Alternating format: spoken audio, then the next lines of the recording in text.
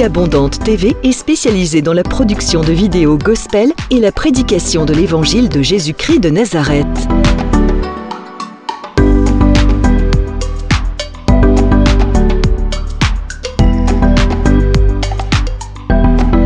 N'hésitez pas à vous abonner à notre chaîne YouTube Vie Abondante TV et sur notre page Facebook.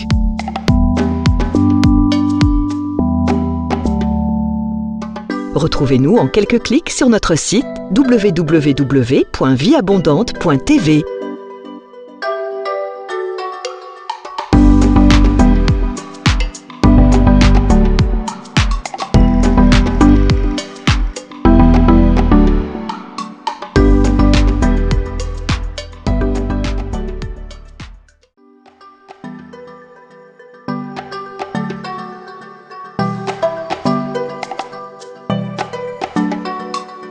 Vie Abondante TV est spécialisée dans la production de vidéos gospel et la prédication de l'évangile de Jésus-Christ de Nazareth.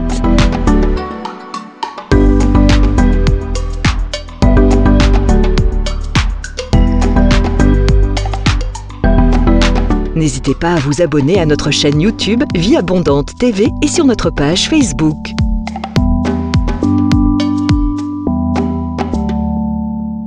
Retrouvez-nous en quelques clics sur notre site www.vieabondante.tv.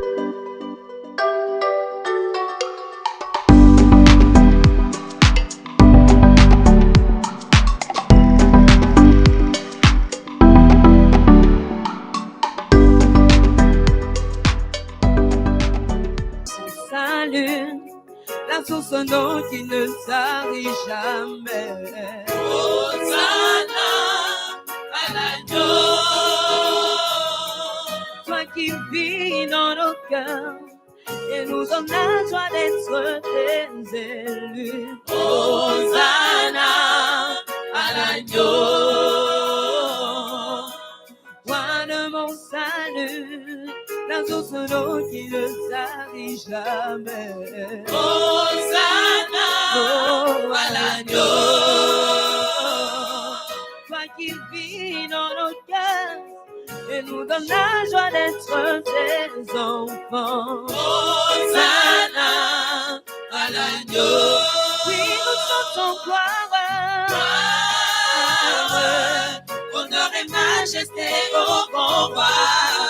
Hosanna à l'agneau, oui nous chantons gloire, honneur et majesté au grand roi. Hosanna à l'agneau, et roi de mon salut, la source d'eau qui ne s'arrête jamais. Hosanna à l'agneau, toi qui vis dans mon cœur et me donne la joie d'être ton élu. Hosanna à l'agneau, oui nous chantons gloire, honneur et majesté au grand roi. Hosanna à l'agneau, oui nous chantons gloire, honneur et majesté au grand roi. Hosanna à l'agneau, oui nous chantons gloire, honneur et majesté au grand roi. Hosanna à l'agneau. Et l'homme donna des noms à tous les bétails, aux oiseaux du ciel, à tous les animaux des champs. Mais pour l'homme, il ne trouva point d'aide semblable à lui. Alors l'Éternel Dieu fit tomber un profond sommeil sur l'homme qui s'endormit. Il prit une de ses côtes et renferma la chair à sa place. L'Éternel Dieu forma une femme de la côte qu'il avait prise de l'homme et la mena vers l'homme. Et l'homme dit, voici cette fois celle qui est os de mes os, chair de ma chair, on l'appellera femme parce qu'elle a été prise de l'homme. C'est pourquoi l'homme quittera son père et sa mère et s'attachera à sa femme et les deux deviendront une seule chair. Amen. Ce passage, nous le connaissons, mais on va essayer de l'analyser. Ce passage a 4 vérités essentielles. La première vérité est que la Bible nous dit que mais pour l'homme, il ne trouva point d'aide semblable. L'homme était au milieu des animaux. L'homme bénéficiait de la communion avec Dieu. L'homme était en bon terme avec les animaux. L'homme faisait son travail que Dieu lui a donné, de donner les noms à tous les animaux. Il était engagé dans la tâche. Mais l'homme avait un manque. Mais la première vérité, le premier mystère du mariage, c'est que malgré que l'homme parlait avec Dieu tous les jours, malgré que l'homme était ami intime de Dieu, mais la présence de Dieu ne pouvait pas compenser les manques qui étaient dans le cœur de l'homme. Et c'est pour cela que Dieu a dit que l'homme n'a pas trouvé une aide semblable. Cela veut dire qu'il avait des aides, mais il n'y avait pas une aide semblable. Cela veut dire que le mariage est une réponse à un manque. Bien-aimé, l'homme qui est seul, la femme qui est seule, a un handicap sur le chemin de la destinée. Et cet handicap-là, le mariage vient pour répondre à cet handicap, répondre à ce manque. Donc il faut comprendre que Dieu a créé le mariage pour compenser un vide. Oh my God, quelqu'un me comprend? Cela veut dire que l'absence de l'autre dans notre vie a créé un vide. Si l'homme qui était parfait, si l'homme qui n'avait pas de péché avait un vide, à plus forte raison, l'homme pécheur. Ça, c'est la première vérité. La deuxième vérité, la Bible dit ceci, que l'Éternel forma l'homme de la corde qu'il avait prise de l'homme et l'amena vers l'homme. Et l'homme dit, voici cette fois, celle qui est os de mes os. L'homme commence par s'exclamer en disant, cette fois-ci là, celle-ci là, est l'os de mes os. Cela veut dire quoi? Cela veut dire que l'homme a trouvé un trésor. Alléluia. Le mariage est une recherche. Celui qui entre dans les mariages, normalement, a trouvé un trésor. Bien aimé, le jour où tu vas rencontrer l'homme de ta vie, c'est que tu as cherché un trésor et tu as trouvé ce monsieur. Le jour où tu vas rencontrer la femme de ta vie, c'est que tu as trouvé un trésor et tu as rencontré cette femme. Nous étudierons tous ces différents éléments par la suite. Donc le mariage est un trésor caché de Dieu pour l'homme. L'homme a trouvé ce qu'il cherchait.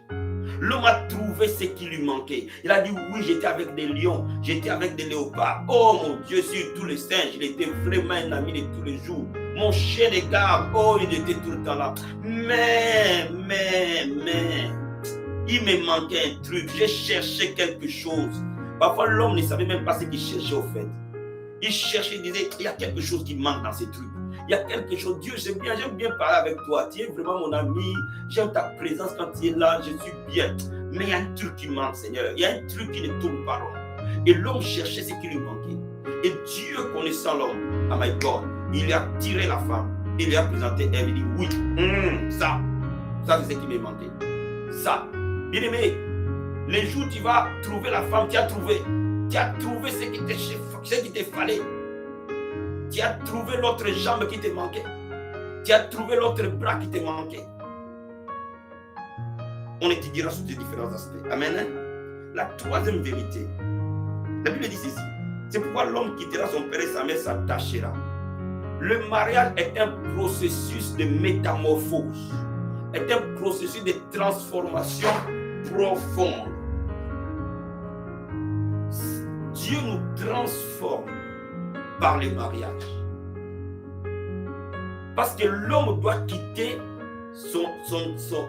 sa position de départ. L'homme doit quitter ses connaissances. L'homme doit quitter, on nous a toujours prêché qu'il doit quitter ses parents, il doit quitter ses amis, il doit quitter... Non, l'homme doit quitter son état initial. La révélation est que l'homme doit quitter son état initial. Tu ne peux pas te marier et être comme un célibataire.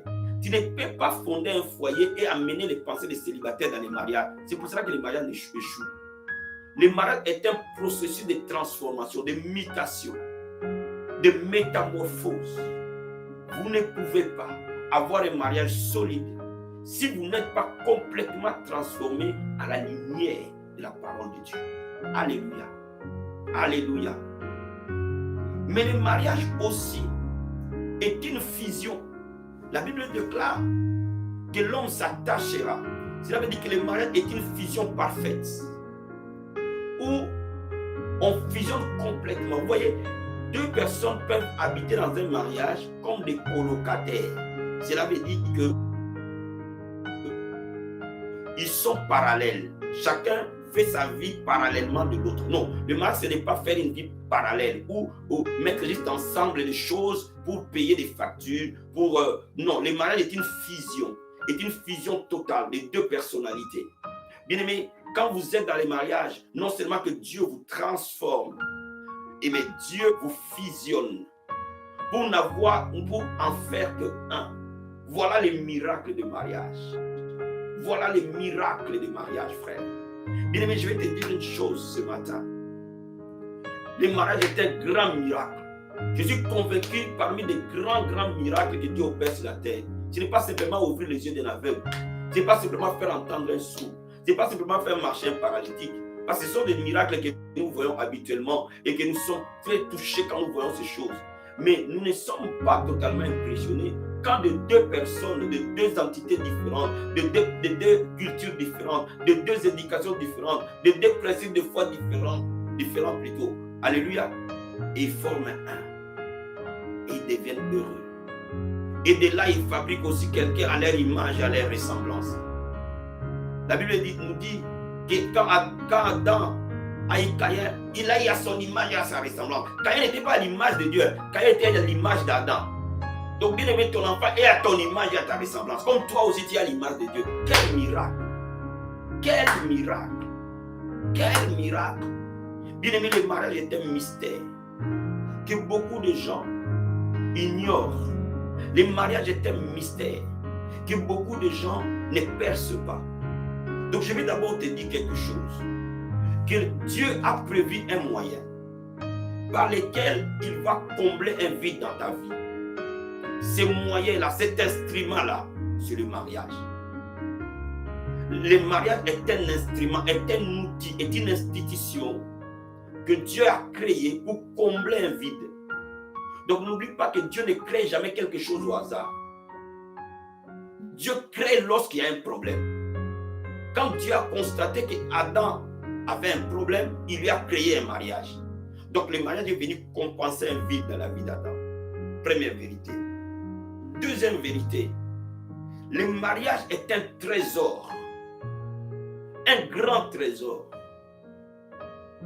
Tout trésor est caché. Jamais le trésor, si vous voyez un trésor sur le sable, non, ça c'est pas un trésor. Si un trésor n'est pas caché, c'est que ce n'est pas un trésor. Le mariage est un trésor, voilà pourquoi ça demande de l'effort. Voilà pourquoi ça demande de la préparation. Voilà pourquoi ça demande de l'équipement nécessaire pour trouver ce trésor-là. Parce que le trésor est toujours difficile à trouver. Voilà pourquoi vous verrez que même dans nos églises, il y a beaucoup de célibataires. Parce que le mariage est difficile à trouver. Il est parfois plus facile de trouver un travail que de trouver un mari. Il est parfois plus facile de voir quelqu'un être guéri que de faire rentrer des enfants dans les mariages. Dans une église, que vous voyez les mariages être courants, cette église-là est profondément bénie. L'ouverture des mariages est un baromètre d'un niveau très élevé de bénédiction et de grâce. Parce que vous allez voir, parfois les gens auront des papiers facilement, parfois ils auront du travail facilement, mais les mariages, vous pouvez voir dans les églises, on fait 2 ans, 1 année, les gens ne se marient pas. Donc bien aimé, c'est pour cela que je te dis que le mariage est un trésor. Amen, amen. Le mariage est un grand trésor. Donc, troisième chose, le mariage est un moyen de transformation où Dieu te fait quitter l'état d'enfant à l'état d'une personne mature. Parce que 2 enfants ne se marient pas. Donc, le mariage est un processus de transformation et de mutation qui permet à l'homme d'atteindre une grande maturité. Quand je parle de l'homme, je parle de l'homme et de la femme. Et vous constaterez qu'une personne normale, quand il se marie, dans sa tête, il mérite. Je dis une personne normale, hein? D'accord? Une personne normale. parce qu'il y a des gens qui ne sont pas normaux. Amen. Il parle d'une personne normale que Dieu a créée. Et quand il a un enfant, il mûrit encore. Donc, c'est un moyen par lequel Dieu transforme l'homme et l'amène à un niveau supérieur, à un niveau plus élevé. Et nous étudierons tout ça les samedis à l'école du mariage. Amen. Mais aussi, le mariage est un miracle de fusion, où Dieu fusionne de deux choses, il a créé une chose. De deux personnalités, il crée une personnalité. Le mariage est un lieu de fusion, est un lieu de miracle. Mais aussi le mariage est un lieu de multiplication. Parce que de deux personnes, il peut y avoir 3 autres personnes qui viennent, 4 autres personnes qui viennent, 5 autres personnes qui viennent, une personne qui vient. C'est par le mariage que Dieu multiplie la terre. C'est par le mariage que Dieu bénit l'homme. Alléluia. Est-ce que vous me comprenez? Est-ce que vous me comprenez ce matin? Est-ce que quelqu'un me comprend? Mais je vais t'amener encore plus loin. Regardons le livre de Psaume 127. Psaume 127. Psaume 127. Et je vais te lire le verset 1.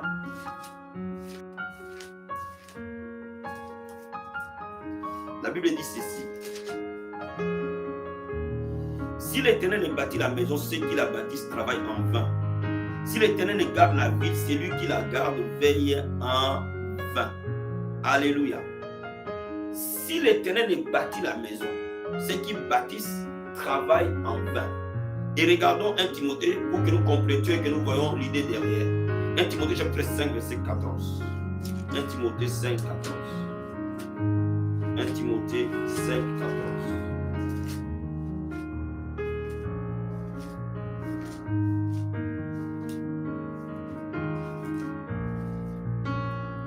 La Bible dit ceci.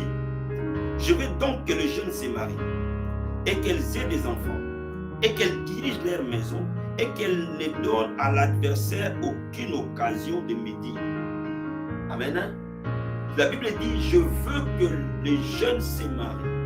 Donc le mariage est non seulement une institution divine et 100% divine, donc le mariage est une institution spirituelle, mais aussi le mariage est la volonté parfaite de Dieu. Cela veut dire, j'explique, cela veut dire quoi? Cela veut dire qu'il y a des énigmes, mais les énigmes sont des exceptions et non la règle. Comment? Quelqu'un comprend ce que j'explique? Dieu peut avoir des énigmes. Cela veut dire que susciter des personnes qui arrivent chaque 25 ans. C'est-à-dire que des gens de très très grandes destinées. Donc c'est-à-dire que ces personnes-là, il faut les chercher au bout du doigt. Les énigmes sont des gens rares, pour des missions rares. Mais toutes les autres personnes-là, à part les énigmes, Dieu veut qu'ils se marient. Amen. Amen. Donc, le mariage est la volonté parfaite pour la majorité des enfants de Dieu. Dieu peut te donner une grande destinée dans ton mariage. Donc, si tu ne sens pas dans ton cœur que tu es unique, alors bien aimé, le mariage est la volonté de Dieu pour toi. Dieu veut que tu fondes un foyer solide et stable. Alléluia. Donc le mariage n'est pas une invention humaine. Ce qui fait que, parce que ce n'est pas une invention humaine, le mariage doit nécessairement fonctionner dans les principes du fondateur et du concepteur de ces mariages. C'est comme quand tu achètes un appareil, si tu es sage, cherche à lire la notice. Parce que la notice va t'expliquer, parce que celui qui l'a conçu va t'expliquer comment faire fonctionner cet appareil. De la même manière, si tu es sage, prends la notice qui est la parole de Dieu, ça va t'expliquer comment on fait fonctionner les mariages, comment on se prépare au mariage, comment on entre dans les mariages, comment on réussit dans les mariages, comment on les fait marcher, parce que cette chose-là, ce n'est pas toi qui l'as créée. Ce n'est pas parce que tu aimes cette femme, ce n'est pas parce que tu aimes cet homme. Ce que tu fais là est totalement spirituel, totalement divin. Oh my God. Quelqu'un me comprend? Cela veut dire quoi? Cela veut dire que seuls ceux qui vont aller dans les profondeurs de la connaissance de la révélation du mariage fonderont des mariages solides. Parce que le diable sait pertinemment que le mariage est le chemin le plus court de la destinée. Et si il court-circuite ton mariage, il te ralentit dans ta destinée. Ou alors il te fait régresser. Donc c'est pour ça que vous verrez que le diable combattra les mariages. C'est pour ça que vous verrez que le diable combattra les gens pour qu'ils rentrent dans leur mariage. C'est pour ça que le diable verra que tous ceux qui sont dans les mariages, il fera tout pour les faire sortir. Il y a deux institutions que le diable attaque sur la terre. Le mariage et l'église. Parce que ce sont les deux institutions divines. Tous les restes sont des institutions humaines. Mais les deux institutions divines, le mariage et l'église, sont des cibles pour les diables. Amen, amen. Donc, bien aimé, comprends qu'il est important que tu saisisses la profondeur et la révélation derrière le mariage. Dieu veut que tu te maries. Même si tu n'as pas quelqu'un aujourd'hui, Dieu veut que tu te maries. Si tu es unique, en tout cas, Dieu va te révéler que tu es unique. Mais si Dieu ne t'a pas révélé que tu es unique, donc tu es destiné à te marier. Et nous étudierons comment on déclenche ça, comment on active ça, comment on entre dans les mariages facilement et sans problème. Quelqu'un peut donner amen. Quelqu'un peut me donner un grand amen. Maintenant, je vais t'expliquer encore une autre chose. Ouvrons le livre de Proverbes, chapitre 18. Proverbes, chapitre 18. Ça te fait du bien.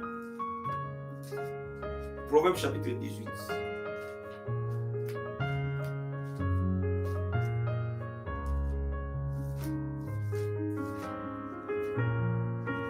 Proverbes 18. Et je vais te lire les versets 22. La Bible dit ceci. Celui qui trouve une femme trouve le bonheur. C'est une grâce qu'il obtient de l'Éternel. Amen. Dieu dit, celui qui trouve une femme trouve le bonheur. C'est une grâce qu'il obtient de l'Éternel. Cela revient à dire que le mariage est l'emballage ou le vecteur du bonheur. Si un homme est seul, il se marie. Il trouve la femme qu'il faut, il se marie. Le bonheur est automatique. La Bible dit, si tu trouves la femme, tu trouves le bonheur. C'est un lien de causalité. Cela veut dire quoi? Cela veut dire que le bonheur de l'homme n'est pas rattaché à ses heures de prière. Quand de même les heures de prière influencent le mariage. Mais le bonheur de l'homme, s'il n'est pas unique, est rattaché au mariage. Cela veut dire quoi? Ton bonheur n'est pas rattaché aux heures que tu passes au travail. Ton bonheur n'est pas rattaché à la position sociale que tu occupes. Pour preuve, le maximum de suicides sont dans les pays développés. Donc si réellement le travail rendait les gens heureux, les gens n'allaient pas se suicider. Oh, come on. Le bonheur est rattaché à la personne qui t'accompagne sur le chemin de la vie. Donc, le mariage et le bonheur sont totalement liés. N'oublie pas ça. N'oublie pas cela. Dieu dit, celui qui trouve une femme, donc on peut dire par ricochet, celui qui trouve un homme, trouve le bonheur. Si tu veux trouver le bonheur, trouve simplement une femme. Si tu veux être heureux, trouve la femme qu'il te faut. Si tu veux être heureuse, trouve l'homme qu'il te faut. Donc automatiquement, par déduction, par conclusion, tu as le bonheur. Donc, les mariages donnent du bonheur. Le mariage est un instrument de bonheur. Est un instrument qui rend l'homme heureux. Amen, amen. Amen, amen. Mais le mariage n'est pas simplement un instrument qui rend l'homme heureux. Mais la Bible dit, c'est aussi une grâce. Je reprends le verset 22. C'est aussi une grâce qu'il obtient de l'Éternel. Le mariage est aussi une bénédiction, une faveur. Bien aimé, quand Dieu te fait rencontrer l'homme de ta vie, il t'a béni. Beaucoup de gens pensent que la bénédiction, c'est vraiment, j'ai trouvé du travail, j'ai eu des papiers, j'ai trouvé ceci. Bien-aimé, les jours où tu as trouvé cette femme-là qui dort à côté de toi, Dieu t'a béni ces jours-là, que personne ne te trompe. Cette personne est une grâce, est une bénédiction. Il y a des bénédictions dans la chair humaine. Il y a des bénédictions physiques et matérielles qu'on porte. Mais il y a des bénédictions dans la chair humaine. Je vais te dire, bien-aimé, le jour où tu as rencontré cet homme-là, peut-être que vous êtes rencontré dans l'église, peut-être que vous êtes rencontré dans un mariage, peut-être que vous êtes rencontré dans un deuil, je ne sais pas quoi. Ce jour-là, cet homme était l'ange que Dieu a envoyé pour toi. C'est un ange en chair humaine que Dieu a préparé pour toi. En réponse à tes prières, en réponse aux prières de l'église, en réponse aux prières de ton père spirituel, Dieu t'a envoyé un ange. Bien-aimé, ne néglige pas cette personne. Aucun moment. Et la révélation que Dieu t'a envoyé un ange en chair humaine. Il n'y a pas quasiment des anges qui ont soi-disant des ailes. Bon, des anges n'ont pas des ailes, mais il n'y a pas seulement des anges esprits. Il y a des anges que Dieu envoie sur la terre. Des personnes comme cadeau, comme grâce, comme faveur. N'oublie pas ça. N'oublie pas ça. N'oublie pas ça. Alléluia. Est-ce que tu es avec moi? Est-ce que tu es avec moi? Est-ce que tu es avec moi? Est-ce que tu es avec moi? Tu me comprends? Dieu utilise n'importe quelle circonstance. Dieu utilise n'importe quelle occasion pour les transformer en occasion de témoignage et de gloire. Dieu utilise n'importe quelle chose pour sa gloire. Donc laisse-moi te dire, chaque opportunité que Dieu a menée vers toi, ce jour-là était un jour de bénédiction pour toi. Tu me saisis? Il y a une deuxième chose que je vais te dire. Dans Proverbe toujours, on ne va être dans Proverbe. Regardons un peu Proverbe chapitre 12.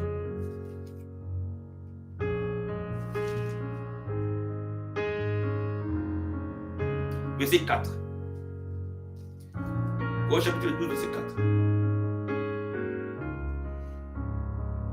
La Bible dit ceci: une femme vertueuse est la couronne de son mari. Mais celle qui fait honte est comme la carie dans ses os. Une femme vertueuse est une couronne. Le mariage est un trophée. Le mariage est une récompense. Le mariage est un couronnement. Mais Dieu va récompenser parfois tes années de prière, tes années de loyaux services, tes années où tu as marché à pied pour prêcher l'évangile, tes années où tu étais même pendant la pluie avec tes enfants en train d'aller à l'église. Dieu va te récompenser. Le mariage est un trophée. Le mariage est une couronne. Bien-aimé, il est le rémunérateur de ceux qui te cherchent. Dieu ne fait pas d'échec aux gens, mais parfois Dieu va t'ouvrir une porte au mariage. Parce que la Bible déclare que le mariage est une couronne. Donc le mariage est parfois une façon que Dieu récompense les loyaux services de ses bons soldats. Ce n'est pas l'unique manière, hein? Il y a plusieurs manières. Mais Dieu peut utiliser ça pour te récompenser, pour ta fidélité, pour ta loyauté. À part la récompense céleste qui sera dans les ciels, Dieu récompense les gens sur la terre. Bien aimé, je te dis, Dieu récompense les gens sur la terre. Continue à servir Dieu avec loyauté. Continue à servir Dieu avec fidélité. Quel beau temps ou mauvais temps, avec joie ou avec pleurs, continue à servir Dieu. Bien, il va te sortir un mari qui ne peut pas imaginer. Il va te sortir une femme taillée que sur toi, qui ne peut pas imaginer. Parce que Dieu a la capacité de sculpter quelqu'un en caractère, en personnalité, en pensée, en tout que pour toi. Parce qu'il te connaît. Et quand nous regardons la Bible ici, le mariage, la femme est une couronne. Donc le mariage est une couronne. Le mariage est une récompense. Le mariage est un trophée pour de loyaux services. Le mariage est une forme de médaille. Vous voyez, quand un soldat sort d'une guerre, on arrive à les décorer. Bien aimé, Dieu décore les gens sur la terre. N'attends pas qu'ils te mettent. Il y a des choses, quand Dieu décore quelqu'un, les gens ne le voient pas. Mais bibliquement, c'est ce que la Bible dit. Voilà pourquoi je suis en train de te dire, toi qui es en train de me suivre, toi qui sers Dieu, toi qui l'aimes, toi qui pries, toi qui cherches Dieu, mon ami, tu seras décoré. Le célibat ne peut pas te toucher. Le monde ne peut jamais contredire la parole de Dieu. Est-ce que quelqu'un me comprend? Est-ce que quelqu'un saisit la révélation cet après-midi? Mais le mariage est aussi autre chose. Nous allons regarder toujours dans la Bible, dans les livres toujours des Proverbes, chapitre 19 maintenant cette fois-ci. 19.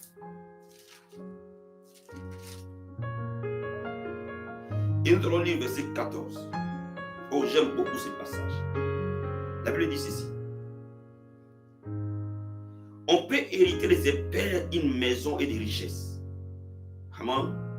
On peut hériter de ses pères une maison et des richesses.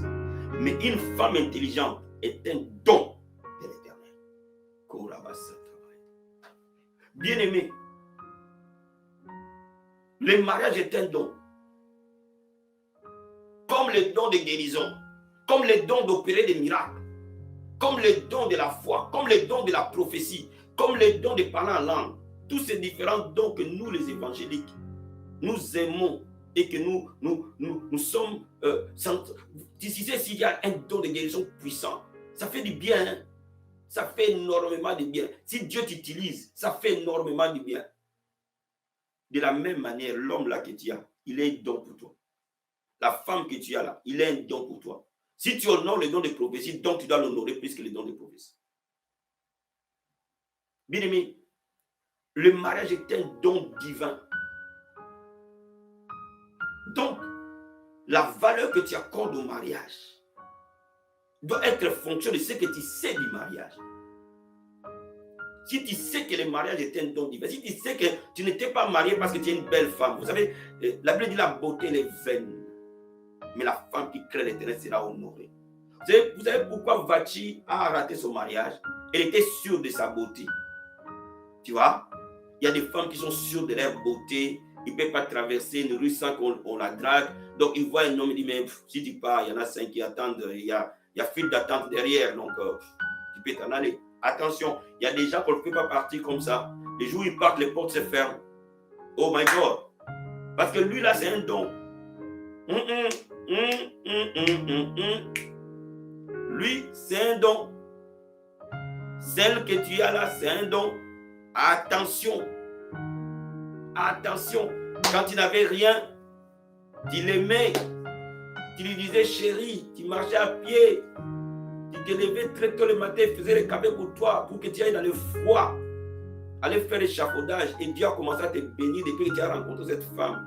Tu as eu tout ce que tu voulais. Tu as fait des formations. Maintenant, tu as une belle voiture. Et toutes les petites filles, sans loi, sans règlement, qui n'ont peur de personne, ni de Dieu, ni des hommes, ni de grandes personnes, te courent derrière et te font tourner la tête. Mon ami, le jour où jamais tu mettras cette femme dehors, tu verras ce que signifie la vie.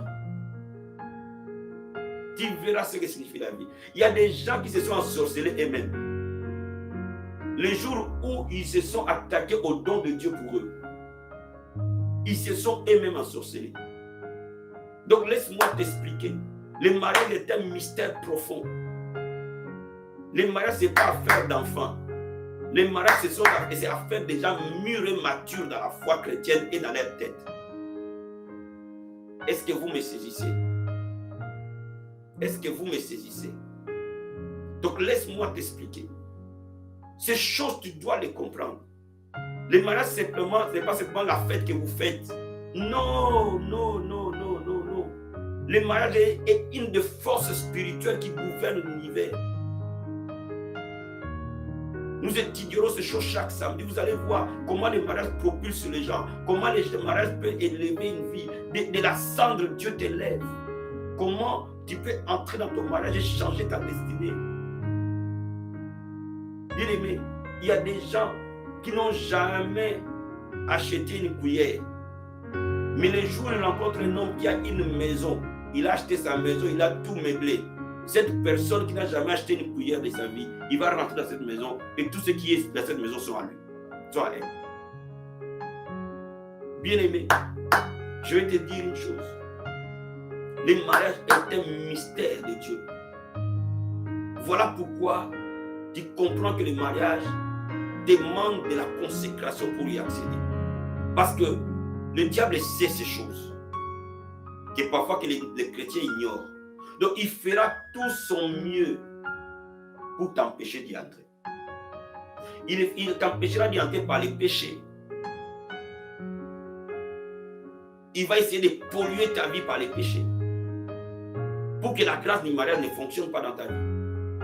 Il va essayer de polluer ta vie par des pensées négatives sur le mariage. Il dit, ah, mais lui là, il s'est marié, il a divorcé, mais lui là, il est marié, mais il n'est pas heureux. Des pensées négatives, ou même des explications. Moi, un homme, ça ne sert à rien, j'ai fait ma vie. Ou une femme, bon, tant que j'ai mon travail, non, mon ami, le travail ne peut pas dormir à côté de toi. La Bible dit, quand une personne dort, c'est la foi. Mais quand ils sont à deux, ils ont chaud. La Bible le dit. Tu peux avoir ton ami ordinateur de travail, mais à un moment donné, l'ordinateur va se fermer. Est-ce que tu es avec moi? Est-ce que tu es avec moi? Est-ce que tu es avec moi? Donc, laisse-moi t'expliquer. Le diable va essayer de bloquer tes pensées et tourner les pensées négatives contre les mariages pour détruire ta foi. Le diable aussi va commencer à te rappeler de tes bobos du passé, comment ils t'ont largué. Ah, ils sont méchants les hommes. On les avec les enfants, ils sont méchants. Le diable va commencer à te ressasser ça dans la tête. Donc tu commences à avoir peur de bâtir une relation. Tu deviens bloqué dans ton esprit, tu deviens bloqué dans tes pensées. Tu ne vois que ça en fait. Tu ne vois que les déceptions. Le jour où on t'a annoncé qu'il sort avec la voisine, tu vois des choses comme ça. Donc des choses comme ça, le diable a mis ça pour toi, devant toi. Pourquoi? Parce qu'il veut détruire. Il sait que Dieu a prévu quelque chose de grand derrière ça. Il veut mettre toutes sortes de barrières devant toi. Ou alors, toi tu l'aimes, il t'aime jamais, tu calcules jamais du tout. Toutes ces choses-là, ce sont des stratégies que le diable utilise. Mais la Bible déclare qu'il nous a donné le pouvoir sur le serpent, le scorpion, sur toute la puissance de l'ennemi. Je vais te dire quelque chose. La vie est spirituelle. Je n'arrête pas de te dire. Le mariage que tu vois est esprit. C'est dans l'esprit que nous possédons toutes choses. C'est dans l'esprit que nous recréons toutes choses. C'est dans l'esprit que nous alignons toutes choses. C'est dans l'esprit que nous corrigeons les choses. Et quand il y a la vérité de Dieu, et tu commences à avoir la clairvoyance de la parole de Dieu, dans ces domaines-là, ta foi s'élève. Et tu commences à te dire, tiens, bien aimé, je vais dire à toutes les filles célibataires de la vie abondante, regarde-toi dans un miroir, dis, Seigneur, tu m'as créé une belle femme. Il y a un homme que tu avais déjà prévu pour moi. Au nom de Jésus, cet homme-là, je le vois. Cet homme-là, je le possède. Je me rappelle les années où j'ai prêché devant mon miroir. Je me rappelle les années où j'étais seul parfois à prêcher devant une église. Je me rappelle qu'il y a des moments où je fais des veillées avec ma femme et mon fils. Nous trois jusqu'au matin. À l'église, il n'y a personne. Mais on a fait notre veillée. Et notre enfant était fatigué, il a dormi. Nous deux, nous avons prié jusqu'au matin. Tu peux te déprimer. Tu as une salle à payer de 600 € pour retrouver à toi. Qui va donner l'offrande? Mais parfois, ces choses-là sont nécessaires pour entraîner ta foi. Peut-être que Dieu a permis ces choses pour que tu sois la femme vraiment, un trésor pour un homme, mais aussi un trésor pour Dieu. Parce que le jour où tu vas te marier, tu vas comprendre que le mariage n'est pas ce que tu pensais. Le mariage, ce n'est pas ce que ta mère t'a dit. Parce que l'expérience de ta mère avec ton père du mariage n'est pas ce que Dieu a dit du mariage. Tu peux voir des mariages chaotiques, même de ton pasteur, même des gens, de tes aînés dans la foi. Cela ne veut pas dire que nécessairement tout mariage doit être chaotique. Mais cela ne veut pas dire non plus que si tu as échoué hier, tu es obligé d'échouer demain. Cela ne veut pas dire ça. Ça ne veut pas dire, bien aimé, que si tu as connu un divorce difficile, que la vie est finie. Non. Dieu donne la chance à tout le monde. Bien aimé, Dieu peut te créer un mariage récomposé, mais de qualité incroyable. Quand Dieu ne te donne pas la quantité, il te donne la qualité, frère. Dieu est un Dieu de compensation. Donne-moi un main, Dieu. Comprends ces choses. Comprends que tu peux aimer et être aimé. Comprends que tu as été créé pour être heureux et rendre quelqu'un d'autre heureux. Comprends que tu as des valeurs que Dieu a mis en toi au travers de la parole de Dieu. Ta compréhension aujourd'hui de l'évangile. Bien aimé, ce que tu apprends là, c'est l'université de Dieu. C'est du haut vol. Mon ami, une femme qui apprend ces choses, il lui faut un homme spécial. Hein? C'est pour cela qu'on vous dit, priez pour vos maris. C'est pour cela qu'on vous dit, priez pour vos futurs maris. Parce que plus toi tu vas grandir, plus toi tu vas pousser haut. Si lui n'arrive pas à pousser haut, tu vas commencer à être comme sa mère. Donc il ne peut pas faire de débat avec toi. Vous ne pouvez pas discuter parce que dès qu'il commence à parler, quand il commence à aligner des versets, il se tait et puis il s'énerve. Et en plus, tu commenceras à voir, mais comment il se comporte comme un enfant? Ça, c'est le comportement des enfants. Mais parce que toi, tu as trop mûri. Attention. Parce que toi, tu as trop grandi, tu connais trop de choses. Tu as la compréhension des choses à cause de la révélation de la parole de Dieu. Donc, il faut aussi à côté quelqu'un qui tient la route. Si c'est l'homme qui reçoit la parole, il faut qu'il prie pour que la femme aussi est dans la même dimension. Évolue aussi dans la même dimension. Si c'est la femme, il faut qu'il prie aussi pour que son mari évolue dans la même dimension. Bien aimé, tu vas voir. Ça va être choquant pour toi. Toi, simplement, tu pries, ton mari ne prie pas. À un moment donné, ça va être une année, 2 ans, mais après, à un moment donné, ça va être fatigant. Ou de la même manière, ton mari se lève le matin, il prie, toi, tu rompes. Oh, chérie, lève-toi, on va prier. Non, lève-toi, on va prier. Je suis fatigué. Mon ami, tu vas voir ça. 1 mois, 2 mois, une année. Après, il va commencer à t'insulter. Il va commencer à te dire des choses. Il va commencer à ne plus te respecter. Pourquoi? Parce qu'il te trouve nonchalante, il te trouve inutile. Pourquoi? Parce que lui sait que c'est pas ça que ça fonctionne. Donc, il y a des choses que nous devons comprendre. Et les samedis prochains, nous commencerons à aller dans les eaux profondes, dans les profondeurs. Préparez vos questions sur les mariages et nous allons vous répondre. Amen. Amen. Amen. Est-ce que quelqu'un est béni? Est-ce que quelqu'un est béni? Voilà pourquoi les samedis, je vais vraiment consacrer ça à l'école des mariages. Les samedis, je vais consacrer ça aux familles solides. Quand les familles sont solides, l'église est solide. Quand les familles sont solides, les enfants sont solides. Quand les familles sont solides, la nation est solide. La famille est la cellule de souche de toute société. Donc, la société telle qu'elle se présente, toute communauté telle qu'elle est le reflet des familles. Voilà pourquoi tout bon leader cherche à avoir des familles solides. Vous allez voir, si dans une église les familles sont solides, ces familles-là ne partent pas. Et l'église devient stable. Mais si les familles sont instables, 1 mois, 1 coup ça va, ils vont là-bas, 2 coups ça va, ils vont là-bas, 3 coups ils vont là-bas, parce qu'ils sont instables. Quand les gens sont instables, ils bougent, ils papillonnent. Mais quand les gens sont stables, ils restent. Et vous pouvez construire ensemble de grandes choses. Que Dieu vous bénisse énormément.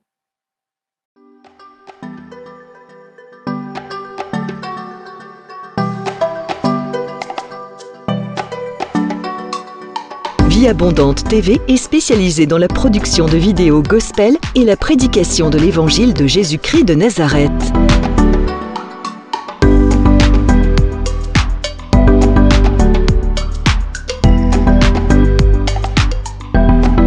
N'hésitez pas à vous abonner à notre chaîne YouTube Vie Abondante TV et sur notre page Facebook.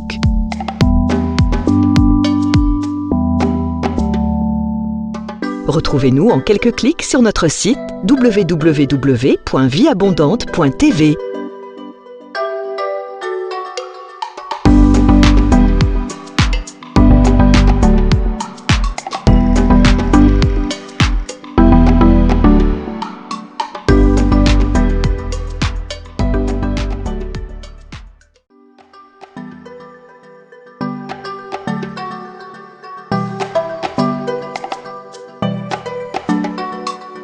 Vie Abondante TV est spécialisée dans la production de vidéos gospel et la prédication de l'évangile de Jésus-Christ de Nazareth.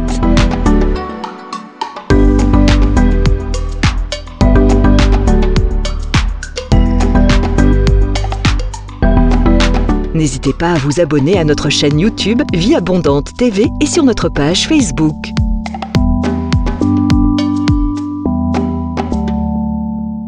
Retrouvez-nous en quelques clics sur notre site www.vieabondante.tv.